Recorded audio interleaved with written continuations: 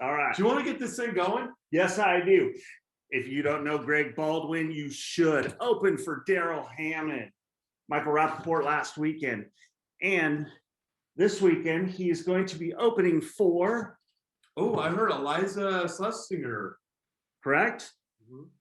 She's That's awesome pretty too. awesome. Yeah. Well, he's pretty awesome. That's right. So we're going to find out because you should be having your own Netflix show or something like that, right? In due time. Yes. These are pretty cool people to do shows with. The following Friday, I'm doing a show with Bill Burr. Oh, nice. From I'm sure you guys know who he is. He's great. So yeah, man, it's amazing. But I'm not in their caliber yet, but I get to perform with them, which is amazing. You're the one that has a Super Bowl ad. Yes. I kind of. It was for the Doritos commercial for the Super Bowl contest. Right.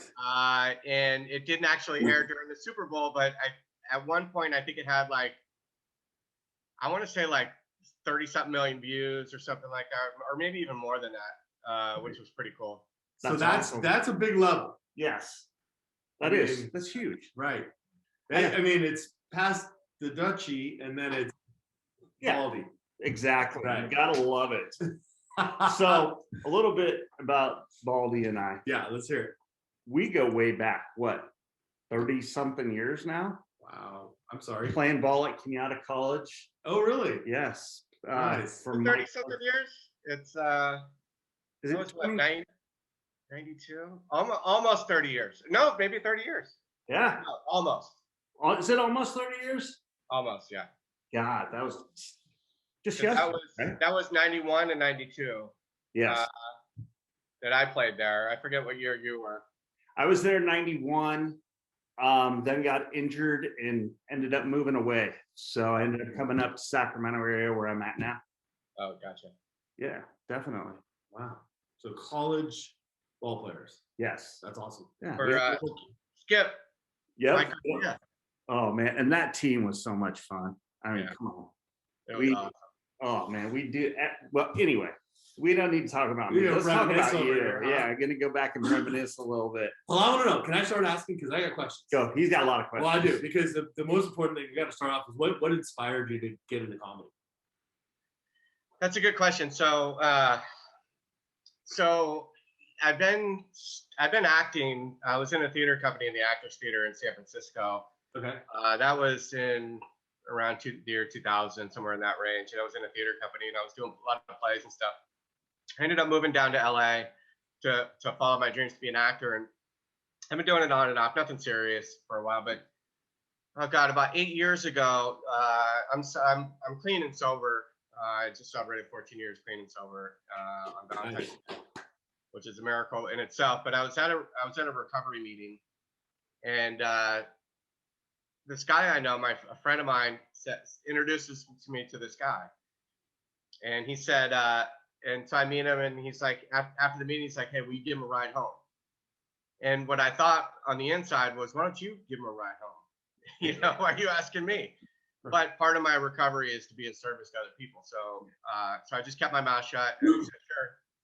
So I gave this guy a ride home, and I asked him if he needed help getting to meetings. He was clean about 30 days off cocaine, I think.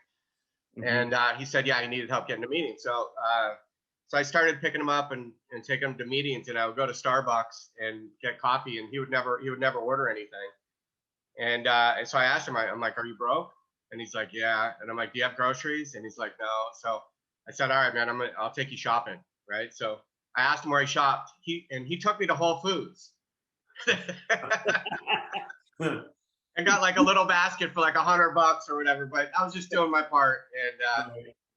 And so we just became friends, man. We just started, we were just running the gun and staying sober together, clean and sober together. And it turns out he was a stand-up comedian and invited me to go see a show of his at the Comedy Store. Now I had gone to the Comedy Store a lot to watch comedy, a lot of times by myself, but it never in a million years did it cross my mind that I would ever do stand-up. And the reason why is because I didn't think I was creative enough. It just never occurred to me. After watching all these great comedians, it never occurred to me to do stand-up. But I went to a show and he asked me, and like half the comedians were terrible, just terrible. Right. And it was kind of like I wouldn't say it's a beginner show, but it was a combination of beginners and a couple experienced people.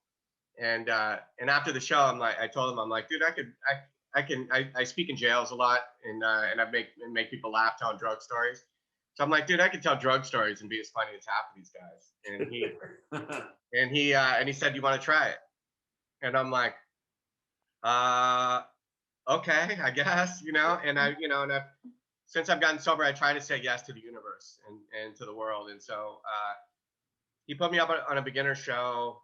It was a beginner show at the Comedy Store like a week later. And I wrote some of my drug stories down, and it was really bad. It was basically like reading off a piece of paper. I memorized it word for word. If I missed a word, it would throw me off. But I went up at this beginner show and I did some drug stories. I get off the stage, and people were high-fiving me and stuff. And I told some drug stories, and then I wrapped it up with like a feel-good recovery message. I get off the stage, the host gets back up on the stage, and he's like, holy shit, man, I didn't know this was an AA meeting. And everybody started laughing, and I've been doing it ever since. And good for you, man. Yeah, it's been a hell of a journey, man. I've been grinding away for 8 years, and it's never in a million years did I ever expect, this would happen. I had no idea, No, I hear you. Now, with opening with Darrell Hammond, I mean, for you, what was that like? I mean, sitting there, you get that phone call, hey, you want to? So it's kind of opening. So I'm in the same show with them. So yeah. When it's a little bit different. So I'm in LA and I'll do a show, and sometimes like, some of the biggest comedians in the world, I've been pretty much at the Comedy Store. Okay. Besides up until last year, almost every Friday, for about 7 years. Wow. And like these big comedians would, and my shows they weren't like the main shows were like Bill Burr, Chris Rock, Iliza Schlesinger, like all the top. I wasn't allowed to do those shows because you have to get past at the Comedy Store. Right. So I'm not allowed to do the main shows, but there's all these side shows around the Comedy Store that I got on. And then, so even though I wasn't a very good comedian, all these big comedians would drop in our show. I don't God who like Bill Burr, Joe Rogan, you name it, they've dropped in, and it's and it was just incredible. But what happened is I just started getting good. After I started getting better, and so I became friends with Darrell Hammond. So right before the pandemic, so I've played all over California in different cities and stuff in California, but I haven't actually gone on the road and toured and opened for somebody. So when you go on the road and you open for somebody, that's like somebody takes you on the road. And so I haven't done that yet, but I was scheduled to start doing that with Darrell Hammond from Saturday Night Live, he's actually a good friend of mine. And we talk every day. In fact, I was just on the phone with him 1 minute before I got on this podcast. He's a really good friend of mine. And we had scheduled 5 shows. He booked me for 5 shows at Hard Rock Hotel in Florida, and then we were doing Chicago. I was going to open for him there, and then my first shows were April 12th. I think the weekend of April 12th, and the pandemic hit in March, and I'm like, no. So, but it doesn't, So, long story short, I haven't toured the country opening for somebody, but I've performed with a lot of them, and like you mentioned, Iliza's this Friday. I'm hosting the show this Friday with Iliza. I've done, Kevin Nealon, and last week was Michael Rappaport, you guys know, and next Friday after this Friday is Bill Burr. He's one of my favorite comedians, and so it's a dream come true to get to perform with these guys, and never in a million years did I ever think that this would be possible. And so it's a dream come true. But am I in the same category as these guys? No, these are the best comedians in the world. I'm an up and comer, but I can make people laugh. I'm getting good, and I'm getting better. So. Well, hold on. When we were on the baseball field, we all knew you were going to be a freaking comedian. I mean, let's be honest here. You freaking made us laugh so hard. Just in the dugout alone. I mean, we knew something was going to happen for you. So. Yeah, we'll see what happens. But not to downplay, I think it's the greatest thing in the world, man. I was backstage I was backstage at the most famous comedy club in the world, which is the Comedy Store. Yeah. There's 3 rooms. There's the main room, there's the original room, and then there's the belly room. Every Friday I was upstairs in the small room, but I've done all 3 rooms a bunch of times. But I was backstage at a show, hosting the show behind the most famous curtain in the world for comedy, having a conversation with Bill Burr as I'm about to go after I just did a really good set, got a bunch of laughs out, and I was about to go back on the stage and introduce Bill Burr, one of my favorite comedians. And I just remember looking at him like, wow, like this is insane, you know? And let me ask this, because you're saying, you know, the focus is you, right, in comedy, but you're getting to open and watch a lot of these legends of comedy, right? yeah. What are you picking up something like every single time? Like, are they talking to you about little things? Are you seeing little ways that they do and deliver comedy that you incorporate into your act? Not stealing, but more like, because I've heard of that, right? Where comedians are mad about stealing, but you're not taking the jokes. You're learning about deliveries and stuff. Is that something that you feel has really enhanced your career? You know, I used to not like to watch the comedians too much because I didn't want to steal, you know, or subliminally take anything from it. But yeah, there's a lot to learn. I mean, you know, you watch Bill Burr, the guy's just incredible. You know, is it just really incredible is Iliza Schlesinger. You know, she'll take a real life story and make it funny, you know. And Bill Burr's more of a ranter, like, you know, he talks shit, you know, about everybody.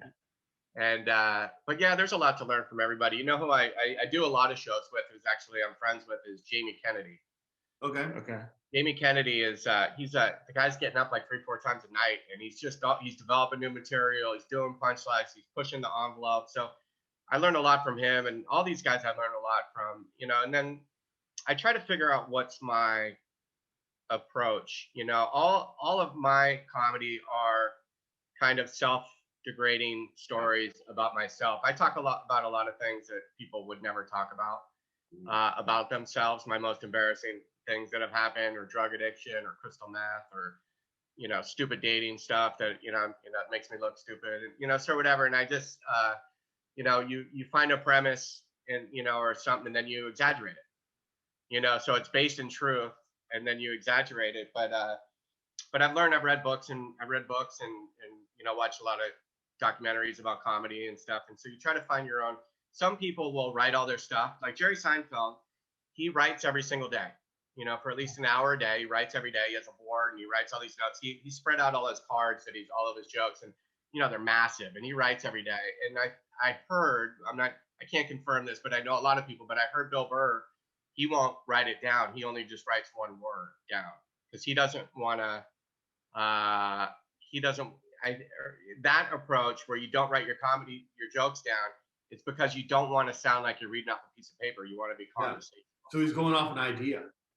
Yeah. And I think Iliza, I don't know if she writes her stuff down too. Iliza, she just rambles, but, you know, the craft of stand-up, the value, you know, is telling a joke you've told 1,000 times and making it sound like you're telling it for the first time. Okay. That's cool. Yeah. Yeah. But everybody's different, you know, like Bill Hicks used to be like one-liners, you know, and then, you know, Whoopi Goldberg on the extreme end would be the elongated storyteller. Oh yeah. Yeah. You know, so, and I'm like a storyteller, but what you want to do is a stand-up. So when I first started doing comedy, I would, you know, tell stories about myself, and it would be, you know, set up, punchline. Set up,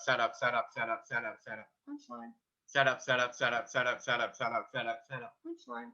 And so now I try to have it set up, punchline, set up, punchline, set up, punchline. Yeah. And so you try to edit down. The real craft also of stand-up is learning how to edit your material. Okay. And so you want to edit it down, and you want to find more opportunities for laughter. And if it doesn't serve the joke, and it doesn't, and you know, make the joke better, or the bit better, then you take it out, you know. And that's what I struggle with is, you know, is too much setup and not enough punchline. And so that's what I'll give you an example. So when I first started, I have done a lot of drug stuff. I'm trying to stay away from that now, but I do it sometimes, like at sober shows and stuff like that. But I used to, like, at the beginning, I'd be like, oh, I was doing meth and I got down to 118 pounds. My teeth were falling out, and I ended up in jail and all this shit. And that was at the beginning how I used to do it. And now if I'm doing a drug story, I open it with, I recently quit smoking crystal meth, so that whole beginning now is just two sentences. I used to, I just recently quit smoking crystal meth. And then, and so, that's what you try Getting them to start warming up to laughter with you right off the bat. Right. Yeah. And then you can kind of roll from there. Are you somebody who will punchline as you go, and then your punchline at towards the end, the big killer is that you run it back to the beginning? Those are really interesting how comedians do that. Have you found yourself running into those? Like it's a callback when you reference a previous joke in your next joke. Yes. It's called a callback. Okay, there we go. Yeah, and I have some. I do a lot of left turns, but some callbacks a little bit, but where you tie the whole story together, by bringing in an earlier joke, Right. So I saw. I do that a little bit, but I do a lot of left turns. I recently quit smoking crystal meth. That's a left turn. Right. So, or I do one joke where it's about dating on Tinder, but we got in this huge blow up in our first Tinder conversation, and we got in this huge fight and argument, and then we ended up making up and apologizing to each other, and then we're supposed to go out and which I was excited because I hope it jumped straight into makeup sex. So the premise of the joke is a relationship over one Tinder conversation that ends in makeup and then hopefully makeup sex. So, but I saw, as far as like the callback goes, Dave Chappelle. Dave Chappelle's the greatest comedian that's ever lived on the planet, in my opinion. And he did one thing where he said, "Okay, I'm just gonna come up with a punchline. Someone come up with a punchline," and they would come up with a punchline, and then he would tell a story and tie in that punchline. And just the guy's, he's the greatest. He is my favorite comedian of all time. It used to be Richard Pryor and Eddie Murphy. Eddie Murphy, remember Raw? Ice cream. That's probably the most influential stand-up special in my growing up was Eddie Murphy's Raw and Delirious. Those two. Yeah. So Eddie Murphy's probably my favorite. Was my favorite. But Dave Chappelle, I think he can take a serious subject like Black Lives Matter and gun violence and stuff. He can take like a serious subject that we all deal with and make it funny. Yes. Yeah. He's so quick, so unbelievably quick, just on insane. Yeah. I was watching some of the Netflix stuff that he did, and how they're at the end of a few of them, and I can't remember the name of it, so excuse me. He'd just sit there and talk with the crowd and just boom, boom, boom, boom, how fast and quick just things came to him and came out. I was amazed, to be quite honest. Yeah. Because I've seen some people that were really quick, and I was like, he knows what he's going to say before this guy even knows what he's going to put out there. Incredible. And, he's, there's nobody better than him, No. And his writing is just insane. But you'll see one of the best crowd play, which you're referencing crowd play when you can interact with the crowd and come up with stuff off the cuff. One of the best comedians I've ever seen do it was my mentor when I started doing comedy. Is a comedian named Ant, A-N-T. I think I've heard. Yeah. He was a judge on The Last Comic Standing. Right. That's it. And he had been on there 5, 6, 7 seasons, I think, and he ended up being a judge on the show. And he's like toured and done. This guy's amazing. He's hosted a bunch of TV shows, but he was one of my best friends, and he took me under his wing and helped me write, helped me book, let me open for him on the on some shows on the road, and even though I was terrible, and his crowd play is just insane. He is so. I just did a show with him before the second wave of the pandemic. It was an outdoor show, and it's like at an amphitheater at a church, and he brought up the pastor from the church to the stage, and they had a debate about he's gay, aunt is gay, and he debated the pastor about anal sex on the stage. So it was a show at a church with a gay guy and a pastor debating anal sex. It's never happened in comedy. I'll tell you that. It's never happened in comedy. It was the greatest moment in comedy I've ever seen.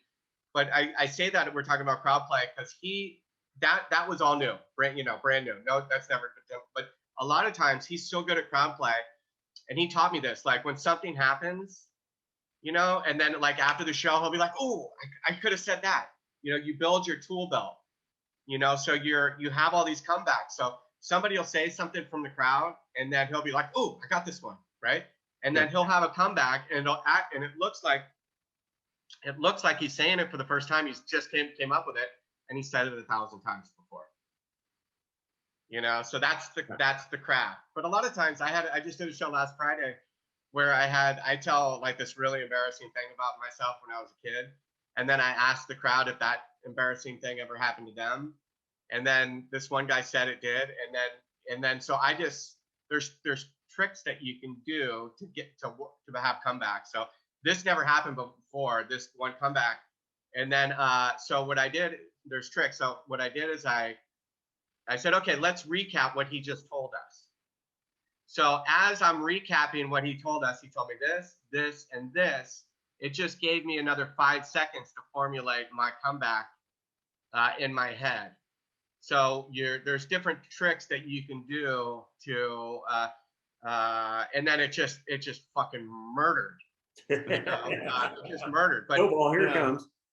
But there's also times where it backfires, and so I'll tell you, I bombed many times, many times. And I did a show where there were two, I had this little bit where if there's girls together, I'll ask them if they're lesbians. And there was these two girls I asked, I said, are you guys lesbians? And they're like, yeah. And they're like, they were like, obviously lesbians, two really hot, beautiful lesbians. And I commented to them, I said, I don't know why I get so excited about lesbians, because that means I have no chance of sleeping with you, right? As a joke. And I said that, and everyone just kind of went, oh, like, and then this girl in the front row raised her hand, and she said, it's okay, honey, it's okay, I'm straight. And you got no chance of me either. Oh, damn. And I froze. I had no comeback, I didn't know what to say. And I was a new comedian, right? Yeah. I didn't know what to say. I had no comeback, right? And so then I tried to ignore it and go into my jokes. And the crowd wasn't having it. They just, that was the one show I didn't get a single laugh the whole show. Wow. I bombed so bad that I wanted to quit. And then after the show, the girl that heckled me, she came up and she's like, oh my God, honey, I'm so sorry I ruined your show. And she gave me a hug.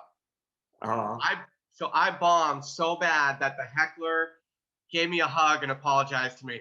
Oh my gosh. Wow. So sometimes it can backfire, and what you do is bombing is a part of the process. 3 weeks ago, I didn't have a very good show. Yeah. And which happens, I was developing new material, but you try to learn how to have thick skin and not let it affect you, and you got to bounce back. It's just like. Wasn't that the first show back though? I mean, yeah, it was the first show back. Yeah. So I mean, you And it got happens a lot to of the best of complex. them, right? I went to a Josh Green show, and he literally sat there and said, I don't know what to do with you guys. And he bombed so hard, he was off, and it happens. Yeah. I've had shows interviewing people like I hope you're doing okay, Chris, because I'm struggling tonight. So that happens. But what do you think? Where are you heading? Where's this going? Where do you have do you have things planned? Are you talking to people? The dream is to make a good living doing stand-up comedy, which right. and some acting, and but I've being sober, and I work really hard on developing a spiritual program, which is part of my recovery, and I just turn it over and just see where it takes me, and I do the footwork and get up and do the shows and write new material and practice, and we'll see. I could probably be a little better at marketing myself and trying to hustle more and stuff, but we haven't been able to do that for the past year. But if you told me that I'd be doing shows with Bill Burr, Iliza Schlesinger, Kevin Nealon, Darrell Hammond, Bob Saget I've done shows with, and you know, I wouldn't be able to believe it, you know, but it's never enough. There's never anything that's enough. There's not enough of anything to complete you. You know what I mean? So the trick is to enjoy the process of where you're at. You know, would I like to have a bunch of specials and travel the world? Yeah, but you know what? I'm also only 8 years into my comedy, and it takes years. And you know, Ellen DeGeneres, I think in her second year was on the Tonight Show, or Ellen was on. I think it was the Tonight Show in her second year of doing comedy, and then some people it takes 20 years. Look at Rodney Dangerfield.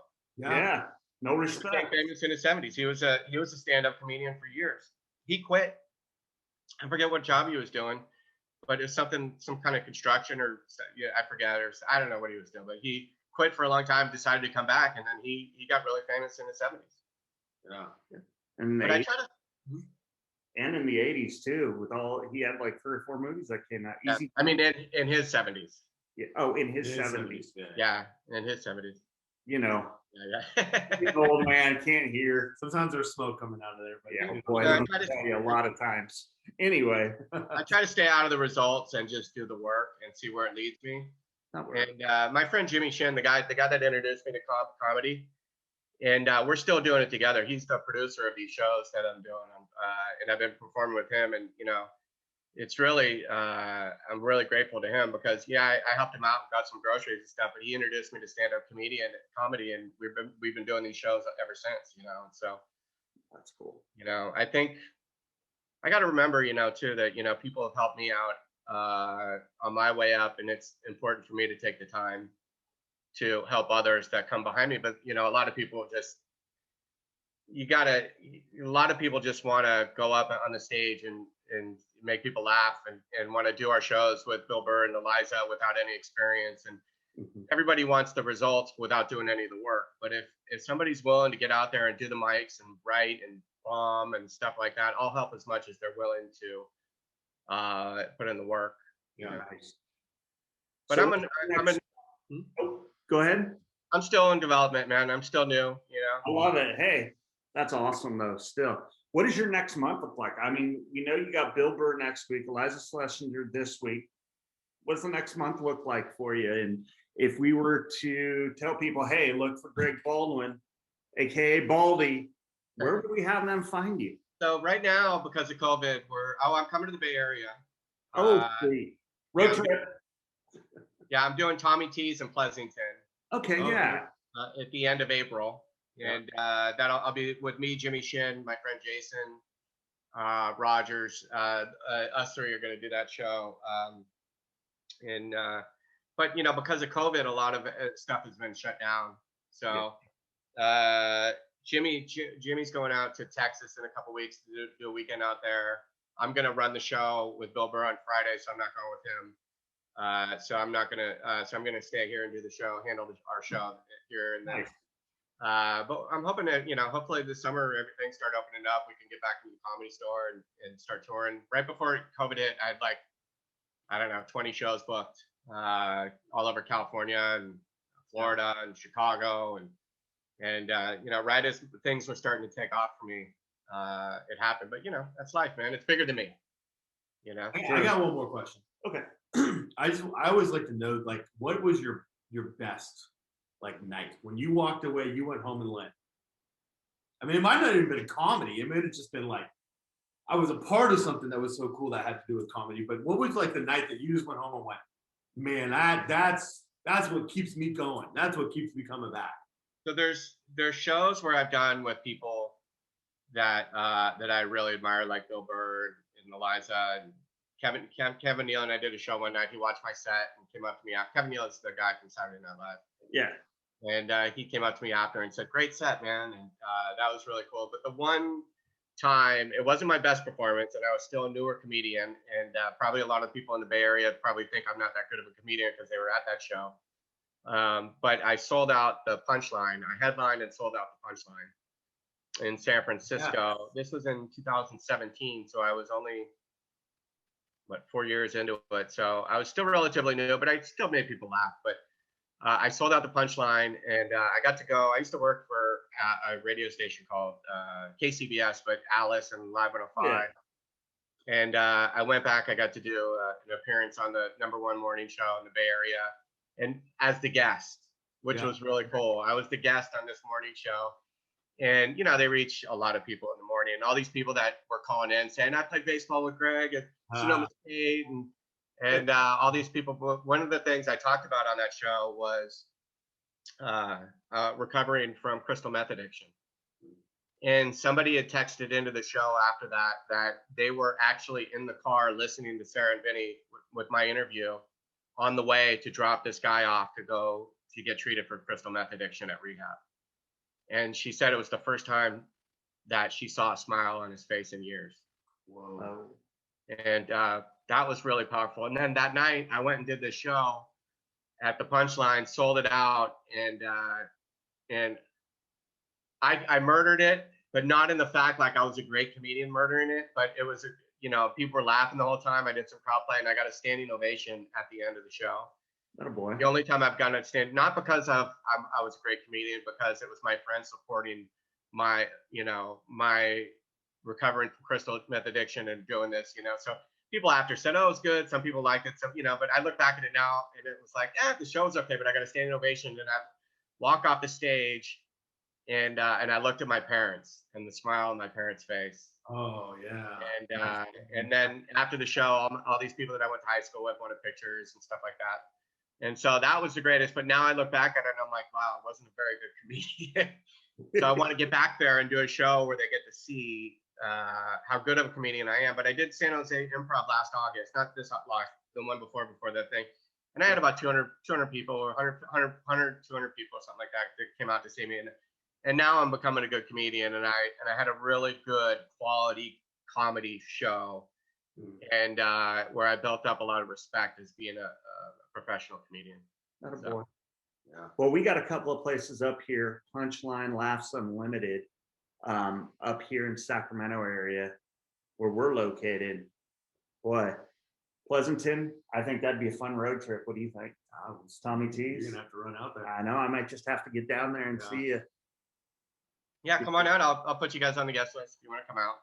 That'd be awesome. That'd be fun. Definitely. And I'm looking forward to doing the Punchline in Sacramento. My brother lives in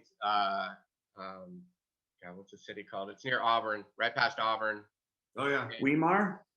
No, it's up in the hills on the left. Colfax, Meadow Vista. Meadow Vista. Okay. Yeah, my brother lives in Meadow Vista, so I got some family out there that want to come see me in Sacramento. So eventually I'll do Punchline. Yeah, when it opens up. But yeah, man, it's been a great job, and if things take off and I do a special and my career takes off, if that ends up happening for me, I'll look back at these times as the best times, the innocence of it, the development of it, being able to perform with great comedians that for the very first time, I'll look back at these as just like playing baseball, just like playing baseball.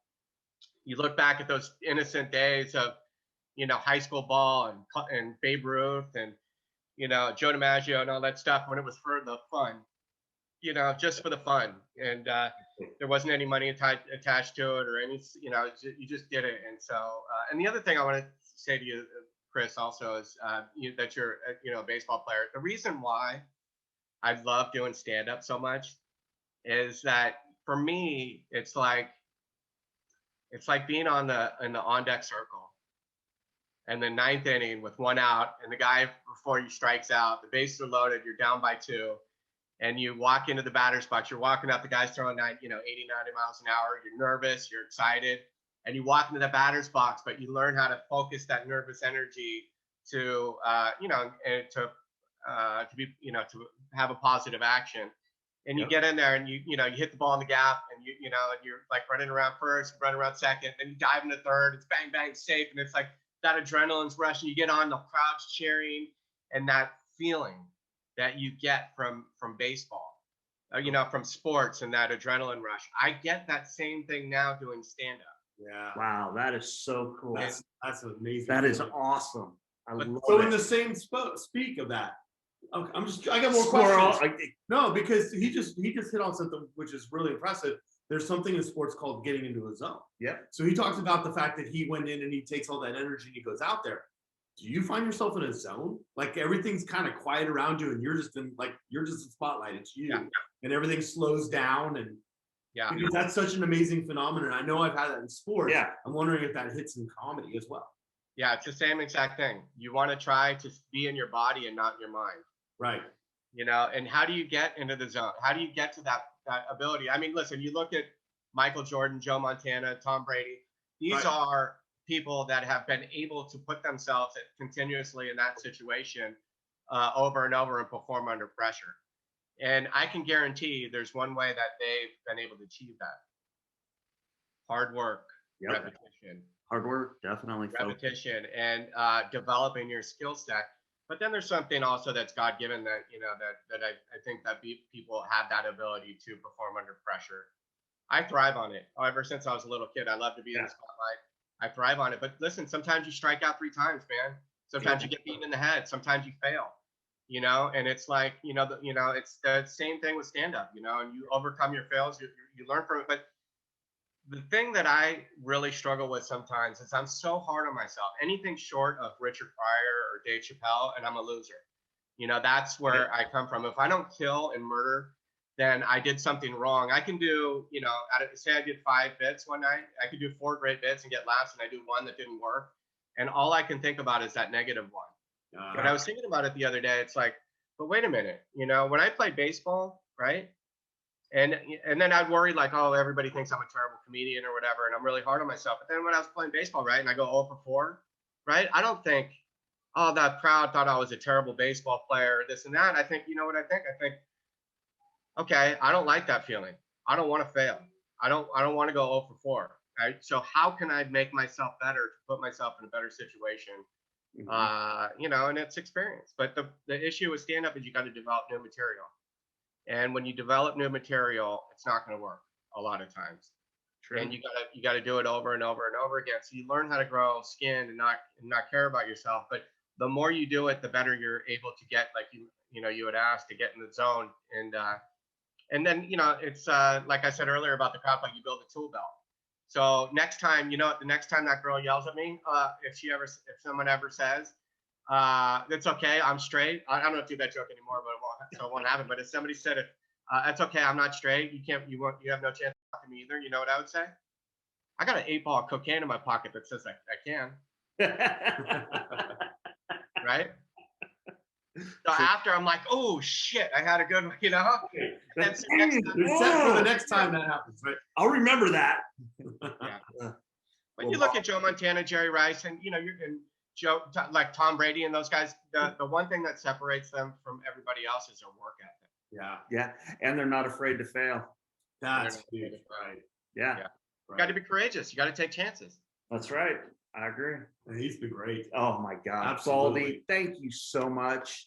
You know, really appreciate you coming on. It's great hooking up with you. I can't wait to see you. Yeah. I'm gonna get some more information from you so I can have people contact you and follow the schedule, find all this, where all the Exactly. social media is and everything.